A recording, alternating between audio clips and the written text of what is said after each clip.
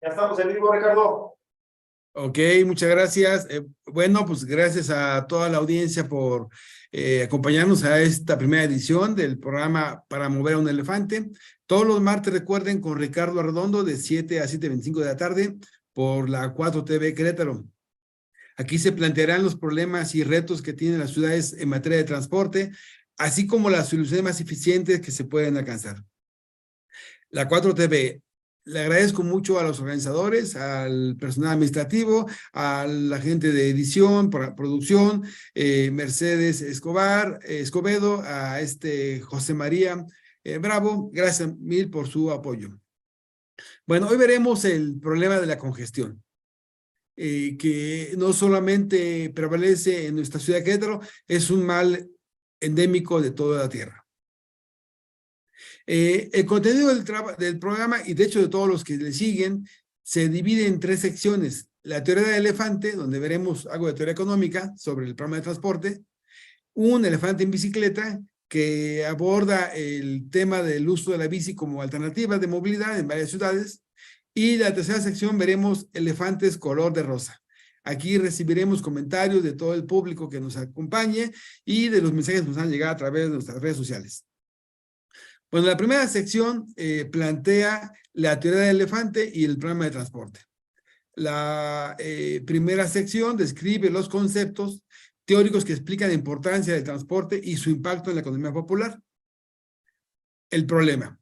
Se requiere dotar de infraestructura y servicios de transporte para que la población pueda realizar sus actividades cotidianas de manera sostenible, teniendo acceso a los servicios que ofrecen las ciudades como empleo, educación, servicios públicos y entretenimiento, entre otros, sin comprometer los recursos de las futuras generaciones a un bajo costo y en el menor tiempo de traslado posible.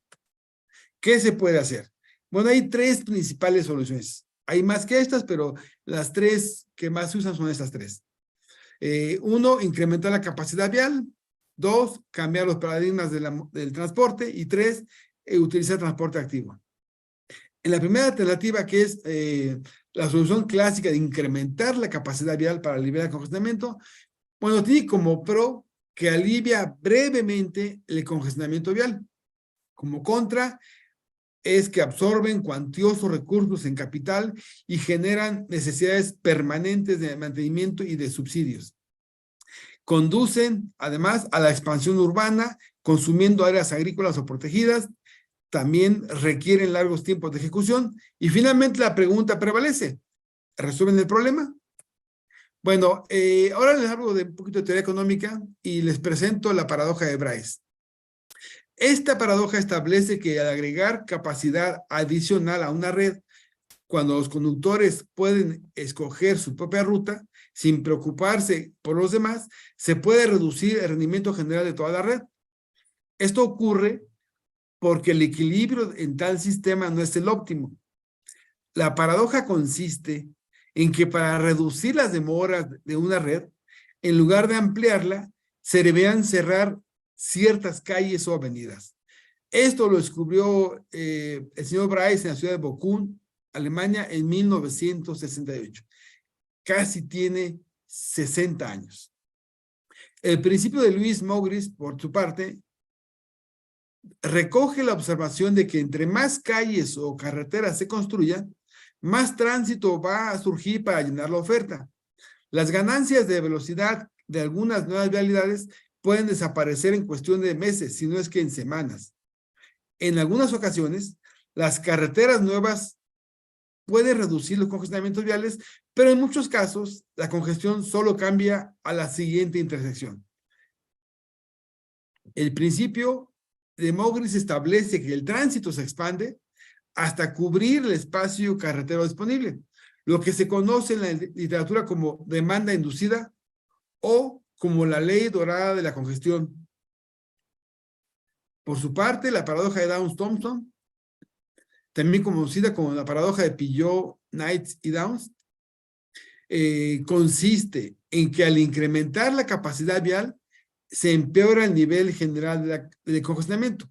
Esto ocurre cuando la migración de pasajeros del transporte público al privado desincentiva las inversiones de los operadores o concesionarios de transporte, de tal forma que se reduce la frecuencia del servicio o se incrementan las tarifas para cubrir los costos.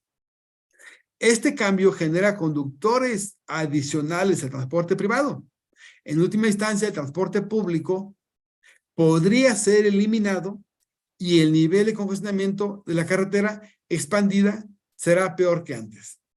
La conclusión, si es que la paradoja prevalece, es que expandir un sistema vial buscando aliviar el congestionamiento no solo es inefectivo, sino contraproducente.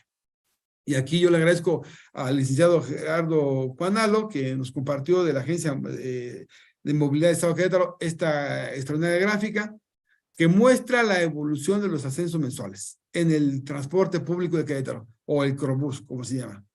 Aquí muestra que en 2018 se tenían casi 16 millones de ascensos mensuales al Crobús. El año pasado se tuvo la mitad al mes, lo que arroja 136,000 pasajeros diarios que se perdieron. Estos pasajeros seguramente ahora son conductores de autos o de motos.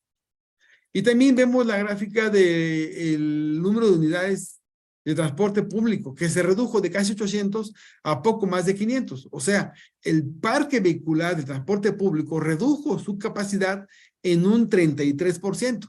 Así que si se preguntan dónde están los autobuses, pues desaparecieron. El 33% al menos de ellos. Por eso hay menos rutas, menos frecuencias y menos horarios. La segunda alternativa es cambiar los paradigmas de transporte. Y aquí hablamos un poquito de física y hablamos del espacio que ocupan los vehículos. Si yo hago viajes en auto, por ejemplo, yo ocupo 120 metros cuadrados por kilómetro pasajero. Si yo mismo hago un viaje en autobús, ocupo 12. Si viajo en tren, ocupo 8 metros cuadrados por kilómetro pasajero. Si voy en bici, ocupo 10. Y aquí se ve reflejado en esta imagen, esta fotografía, en la que aparecen 1,265 vehículos que ocupan 30 carriles. Este es el paroxismo de la congestión. Y no es de la raza, ni del color de la piel, ni del partido político. La congestión es un fenómeno que a todos afecta. Toda esta gente que se ve en la imagen anterior podría caber en 9 autobuses articulados como los que aquí se muestran en la figura, que acomodados en la carretera, pues ocuparían 2 carriles, uno de ida y otro de regreso, y entonces no tenemos que desperdiciar 30 carriles consumidos, eliminando áreas verdes, áreas protegidas, atacando flora y fauna. Y además la gran huella de carbono que se ve arriba con la contaminación que tanto auto produce, y sin mencionar las muertes viales, las lesiones en carretera, etcétera, etcétera. La tercera alternativa trata sobre el transporte activo sostenible. Bueno, esta abre entonces la segunda sección que comentamos al principio del programa, que se llama Un elefante en bicicleta. Y aquí se explora el potencial que tiene el uso de la bicicleta en el impulso de las ciudades sostenibles. En esta imagen se ve lo que es el transporte activo, que es aquel en donde el objeto de transporte aporta la fuerza motriz. En esta imagen con 20 ciclistas o 20 ciclistas, ¿sí? Pasajeros y gente que pedalea, caben perfectamente en la imagen, el ruido es muy pequeño, el nivel de congestionamiento es menor. Si fueran en auto no cabrían ni siquiera en la fotografía. Y la señora que va con sus hijos, pues tendría que ocupar un vehículo mucho más grande que esto. De acuerdo al INEGI, lo que encontramos es el licenciado Cruz y su servidor en el año 21, es que en nuestro país hay un uso importante, una compra de bicicletas en los domicilios, pero que lo usen como medio de transporte ya es menor. En el caso de Querétaro, el porcentaje de población que tiene vivienda, bici en su casa es hasta el 20% de la población queretana. Los que más tienen bicicletas son Yucatán y Guanajuato, que casi llegan al 40%. Pero que lo usen para ir a la escuela, en Querétaro el porcentaje es menos del 1%. Mientras los que van a Yucatán a la escuela en bicicleta o incluso Guanajuato, rondan el 7%. Si se trata de ir a trabajar, la población que en Querétaro viaja en bicicleta es menor al 3%. En cambio, en estados como Yucatán, volvemos a Yucatán y Guanajuato, es casi del 12%. Y esto tiene que ver con un impulso que se haga en el gobierno, en la infraestructura, para que la población lo pueda hacer. O sea que hay bicicletas, pero no se prestan las condiciones para usarlas. Vamos a ver qué tiempo son de viaje. Este es un experimento que diseñamos en Querétaro ya hace como 12 años, que se llama Desafío Modal. Y el año pasado Irapuato lo implementó para un desafío de 6.2 kilómetros viajando en horas de máxima demanda entre una colonia al exterior de la ciudad y al viaje al centro de la misma. Y en este desafío modal, que participaban varios contendientes, el ganador fue en la bicicleta, que hizo 10 minutos. Las demás bicis, que fueron 7 más, ocuparon 15 minutos. Las motos que siguieron ocuparon 17 minutos, el auto casi media hora, el peatón, el corredor más de media hora, el que fue en transporte público, el que fue caminando, hicieron casi la hora. Las velocidades medias del desafío modal es que el que iba en bici y atrás de él pegaba la moto, 35 kilómetros por hora. Las demás bicis iban a 25, igual que las demás motos. El auto, en cambio, iba a 16 kilómetros por hora. Así que el Mini Cooper, que participó en este desafío modal de Irapuato el año pasado, que podría correr hasta 280 kilómetros por hora, 300 kilómetros por hora, que es lo que marca su velocímetro, en realidad ocupó menos del 5% de ese poder de máquina para hacer el recorrido. Viajaba a 16 kilómetros por hora.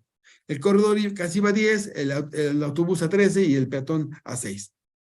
El costo del viaje, el costo prorrateado de operación vehicular, el corredor y el peatón pues ya iban desayunados, así que no tuvieron que consumir nada en su viaje. Se puede pensar que no gastaban mucho en el viaje. El que iba en bicicleta, si prorrateamos el costo de la bicicleta y lo dividimos en los 10 minutos que dedicó al viaje, se gastó el equivalente a 53 centavos, un tostón. El que iba en cambio en autobús de transporte público se gastó casi 9 pesos, el que iba en la moto se gastó más de casi 11 pesos y el que iba en auto se gastó casi 41 pesos.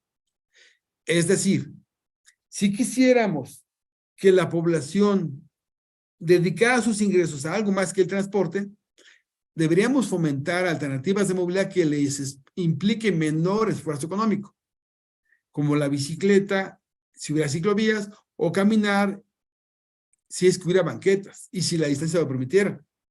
O viajar en transporte público, si hubiera una línea de transporte público suficiente, eficiente y accesible. El auto es la peor opción que se le puede inducir a los usuarios. Bueno, ahora entraremos a una tercera sección que hemos llamado elefantes color de rosa. Y aquí, como comentamos al principio, abrimos el espacio para la participación del público que nos comente sus dificultades de viaje. Aquí tenemos ya algunas preguntas que nos estuvieron mandando previamente algunos compañeros, algunos amigos. Y, por ejemplo, mi hija el viernes pasado, el viernes 8 de septiembre, salió de su escuela allá en Juriquilla, su universidad, y necesitó 4 horas para recorrer 24 kilómetros y llegar al sur de la ciudad.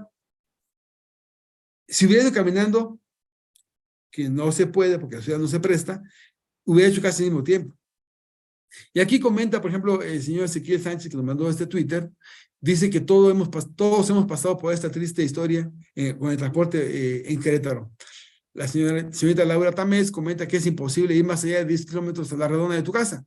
Más de eso implica andar horas montando en el vehículo en una ciudad en caos. La doctora L dice que hizo 3 horas para llegar a su casa en carro. El señor Aarón Trejo comenta que el transporte público debería ser seguro y eficiente y a lo que debería apostar el gobierno. Y los que comentan que hay que comprar un auto, pues no tienen idea de lo que dice. Si todos anduvieran en auto, el tráfico sería peor. Señorita Ide Herrera dice que en bici sería la mitad de tiempo, por supuesto. El Terry dice que compran de bicicleta. El señor JHN dice que él iba a toda hora en bicicleta y solo veía que los carros estaban parados como si estuvieran en un estacionamiento. Hay personas que dice el señor Carlos Pérez que sus hijos hacen un recorrido de 11 kilómetros y aplican 2 horas para viajar. Y no es que sea dentro del autobús, sino que tarda de 40 a 70 minutos en pasar. En el caso de Lucero Blenguio, dice que su hija hizo 4 horas para recorrer 8 kilómetros, lo cual es deplorable. Jania dice que así más o menos le pasa. Son 14 kilómetros lo que ella viaja y hace casi 2 horas. Pero primero porque tardó el autobús en pasar. Y luego que cuando pasó iba lleno. El segundo que transbordó ya no cabía nadie y se tuvo que esperar media hora más. Es un drama el transporte en Querétaro. Bueno, este comentario de Twitter recibió 10,000 reproducciones. Aquí nada más hacemos una ciencia apretada de los comentarios que nos estuvieron llegando al principio. El señor Rubén Contreras comenta que viajó en la ruta C4 de Candiles hacia Corregidora, hizo 50 minutos. Dice que el chofer fue muy amable, pero la ruta está mal trazada. El señor Enrique Sosa dice que esto se debe al 5 de febrero y pronto se tendrán los beneficios, de acuerdo a su opinión. Dice el señor Jairo Ni que sale casi igual que ir a Iztapa. Bueno, alguien comentó que mejor le compraron un auto a la niña, que no sea codo. Pero pues aquí se ve en la fotografía toda la gente que le hizo caso a esta idea de comprar un auto y el congestionamiento solo empeoró. Aquí se ve a Bernardo Quintana con sus 3 carriles que ya tiene por sentido, más los laterales, otros 3 carriles. Entonces, esta avenida tiene 6 carriles por sentido. En los centrales 3 y en los laterales otros 3, van 6. Ahí hay 12 carriles y están todos atorados. Así que quizá no es la fórmula aumentar más vialidades y atraer más automóviles. Sergio Olvera nos compartió esta imagen que tomó en su celular de las condiciones del tránsito en la ciudad de Querétaro, cuando él observaba que las velocidades se indicaban hasta en 2 kilómetros por hora en algunas calles. O sea, era casi como ir caminando. No que caminando, ir en muletas. Los que iban a 4 o a 6 kilómetros por hora es como caminar. Así que la ciudad, pues, es un verdadero sufrimiento para los que tienen que transitarla en vehículos automotores. Y repasamos el tema de transporte público. Se han ido perdiendo usuarios. ¿Por qué? Pues porque ya vimos que es lamentable, todos se quejan de él. Los viajes de más tiempo de que se podría hacer desincentivan su uso. Así que, ¿qué hará cuando se pierdan más pasajeros? La sugerencia es incrementar el transporte público, mejorar los horarios, aumentar la cobertura geográfica y escuchar a los usuarios. Eso es vital para saber qué necesitan y qué les está requiriendo su familia. En el caso de Querétaro suscribió el país en general suscribió los Objetivos de Desarrollo Sostenible del Milenio con la ONU para el 2030 y dice que Querétaro en 2030 deberá tener paradas a menos de 500 metros para toda su población, lo cual parece difícil. La cantidad de dinero que se gasta en más vialidades solo atraerá más congestión. Aquí se muestra una fotografía que nos compartió Carlos Sainz Casia de un paseo allá en Guadalajara, se llama Paseo Alcalde. Del lado izquierdo se ve esta vialidad en 2015 que tenía 6 carriles, 3 y 3. Y a través de un esfuerzo enorme se transformó la avenida y se hizo peatonal. Y se empezó a arbolar toda la avenida. En 2023, o sea, este año, ya los árboles están muy grandes, ya pasaron casi 8 años y la calle es verdaderamente un paseo. Aquí le quieren llamar a 5 de febrero un paseo, pero está lejos de parecerse algo como esto. Tendrá 12 carriles. Entonces, quizá no es la fórmula. Hemos revisado que más carriles generan más congestión.